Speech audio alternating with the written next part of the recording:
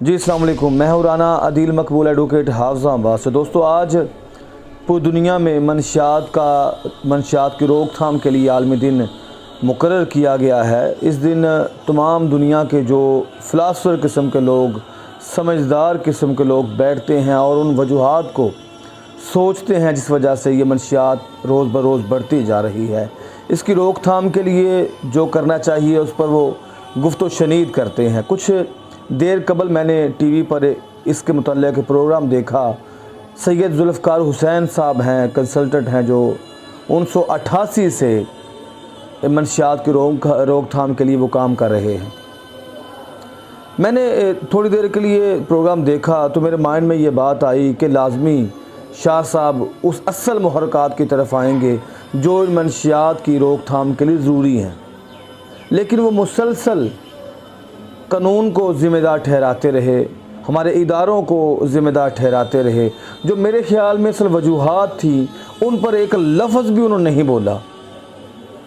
मतलब मैं हैरान हूँ कि इन जैसे बंदे किस तरह कंसल्टेंट हो सकते हैं। फिर उनकी अपनी सेहत देखने वाली थी, बिल्कुल कमज़ोर थे, ख़ुद वो चसी लग रहे थे। ये मैं तंज़िया बात कर रहा हूँ कि आप टीवी पर इतने बड़े चैनल पर आकर बैठे हुए हैं और आपको इन चीज़ों की जो रोकथाम है, बुनियादी मसाइल उनका पता ही नहीं है और आप बात कर रहे हैं।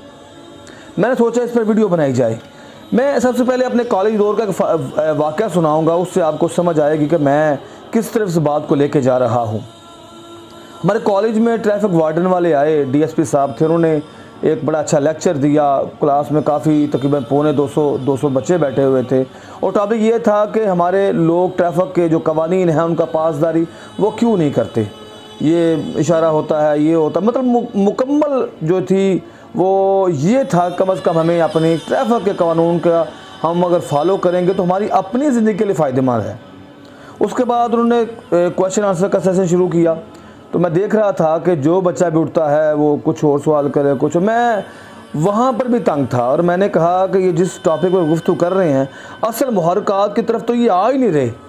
फिर मैंने हाथ खड़ा किया, मैं खड़ा हो गया और मैंने कहा, सर मुझे ये बताइए कि वो शख्स जिसे ये पता है कि अगर मैं 1 मिनट भी ऑफिस जाने से लेट हो गया तो मुझे नौकरी से निकाल दिया जाएगा, वो शख्स जिसे ये पता है कि अगर मैं 2 मिनट भी लेट हुआ तो जिस जगह मैंने रेडी लगानी है वहाँ कोई और लगा लेगा, वो शख्स जिसे ये पता है कि अगर 10 मिनट में लेट हुआ तो मेरी मजदूरी वाली जगह पर कोई और मजदूर खड़ा होगा और कोई और मजदूर वो मेरी जगह पर चला जाएगा।